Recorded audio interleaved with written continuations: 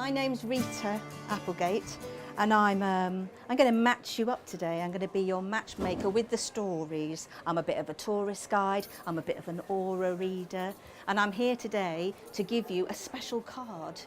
What's your name? My name's Jay. Jay? Yeah. And do you come from Aberdare, Jay? No. You don't? You've bought a lovely... way to get here. Oh, have you? Where have you travelled from? Melbourne. No, Oh, well, I would be honoured. I was going to say you've got such a wonderful aura coming off you, Jay. It's lovely. Lovely. Oh, hello, Simon. Oh, Simon. Sorry, guys. Didn't mean to interrupt you. Oh, isn't he dishy? I'll catch you later. Oh, he's always on my mind as well. Oh, and you can imagine why. He's such a handsome boy. What I've got here is a deck of very special cards. I'm the keeper of the cards, and I'm going to give you one each. All right? And on that card is going to be a certain story and the name of a storyteller that you're going to meet on your journey. We had several core ideas. One is that love starts with a chance encounter, and that's where the cards come in. You know, the cards that are fate that heaven deals you. How, you know, how is it that I met my wife? Yeah. You know, who's from the other side of the planet, pretty much, because she happened to have a job in Cardiff when I was living in Cardiff. I'm not even from Cardiff. Yeah. You know, that's my true story. You could say that was the cards of chance. And then there's this that sort of crackling moment when you meet the other person, and that's why we ask the audience to say, "Oh, are you the one? Are you the one?" Yes. Please take a seat.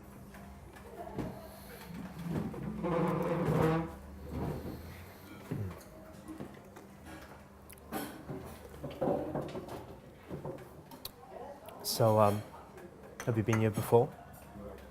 No? I like it here. There are a lot of stories. There's a story where we're sat. There was a woman that used to sit here every night. Madame Deloise. That's what everyone called her. Well, I didn't. I knew the real story. I was maybe the only one that she ever told.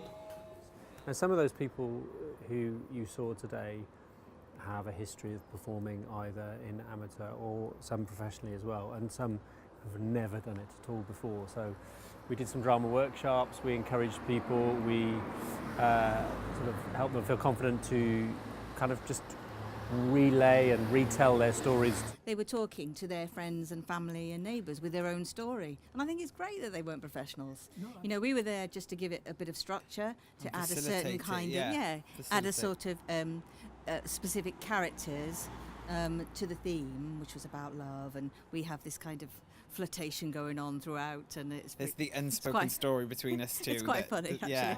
Hello, Simon. Give me one more chance to keep you.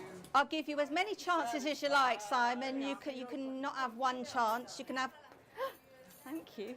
Sorry, once again. Will you let me know if he comes back? Take their place at their lunch, each creating a temporary table in their lap, spreading the easy open sandwich packs, leaning their open crisp packets and close to the patch where I had sat, a gentle rake restoring perfection. The office grows quiet as coats and bags are going. The bakery nestles amid the grey stone houses on either side of the street. The steep climb taxing, only to be rewarded when you could smell the freshly baked bread. Mountains either side of the valley spread out like a patchwork quilt, securing all within the folds of the purple-green yellow of the valley. "Fionn," shouted Mrs. Reynolds, "since you've been back, I've been carrying this photograph in my handbag, with the hope of seeing you." Mr. Reynolds was cleaning out the attic and found this. She handed the picture to Fionn. "Oh, my giddy aunt," said Fionn. Staring back at her was David Reynolds, the son of Mr. and Mrs. Reynolds. Fionn immediately turned around, unable to suppress her excitement. Where is he? What's he doing? When did you see him last? Wait a minute, said Mrs. Reynolds. Let me catch my breath. Fionn, come along on Saturday to the rugby club, Mrs. Reynolds said with an air of authority. A warm June morning. No one took much notice as an elderly man clutching a bunch of flowers hurried across the square. Richard was in a hurry. An hour and a half to get to his destination and back to his comfortable care home before he was missed. He could see the train at the station platform and he knew he didn't have much time. Covering the last few yards seemed like an eternity, but he made it. Closing the carriage door, he peered furtively through a gap to make sure no one had followed him. He'd told his friend David where he was going, but today he wanted to be alone. Today was Ellen's birthday, and this was their special time together. As soon as he settled in his seat, the train trekked away, and it was not more than 5 minutes when it arrived at his stop. Richard alighted from the train, holding the flowers close to his chest. He walked down a short path towards the churchyard and went to a well-kept grave. The sun glistened on the white marble stone which simply said, Ellen, beloved wife of Richard. He placed the flowers lovingly on the grave, and then suddenly he was young again, laughing in the sunshine with Ellen, feeling her soft hair against his face and the warmth of her body against his, knowing nothing, that nothing but death would keep them apart. Richard smiled, knowing he had been closer to Ellen than ever. He could feel her very being calling him. He waited for a while, then he looked at his watch. He must go, for he knew his time had come.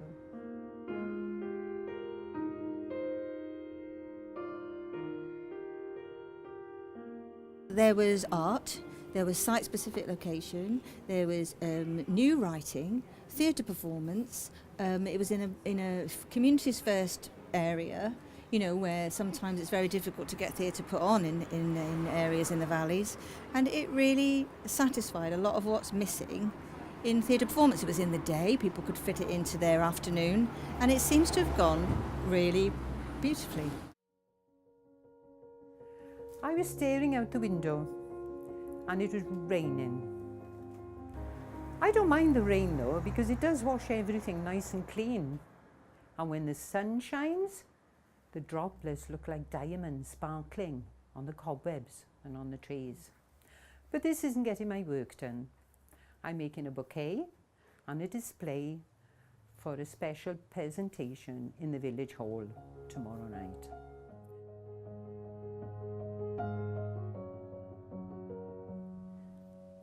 Mary, well, I'll begin her story when she's 13 years old. She's from an impoverished family, too many children. And the mother, worn down by too many pregnancies, too many children, and a harsh way of life. Well, supplemented by a man's fist. The husband, a braggart and a drunkard. Well, at 13, Mary was told that she was going to live with her grandma Roberts. I mean, they did it with all their children. They cast them out when they came a certain age to fend for themselves as labourers, miners and servants. They told Mary she would be lucky to go and live with her grandmother on the farm, that life would be good. It was a lie. The old lady was vicious and she worked her labourers from dawn till dusk. There was never any respite. Mary was set to work in the fields, toiling from day till dusk. Some people, when they talk about love, they talk about it as if there's no choice involved. They talk about Cupid's arrows, falling head over heels, love at first sight even. The story I'm going to tell you is about love and a choice, in fact, many choices. The Moira Street Cafe was the kind of cafe, a greasy spoon, the kind I really liked. Behind the steamed up windows, students from the art college would sit amongst local residents, builders, carpenters, politicos, odd jobs, the awkward squad. She went to the cafe too, but I didn't sit on her table, so I'd never spoken to her before. Then one day I was walking back to college and saw her sitting on the car park wall, huddled up in the huge, oversized duffel coat that she wore. And she was crying. And I said to her, the kind of thing, the stupid kind of thing that people say when they find themselves in that situation.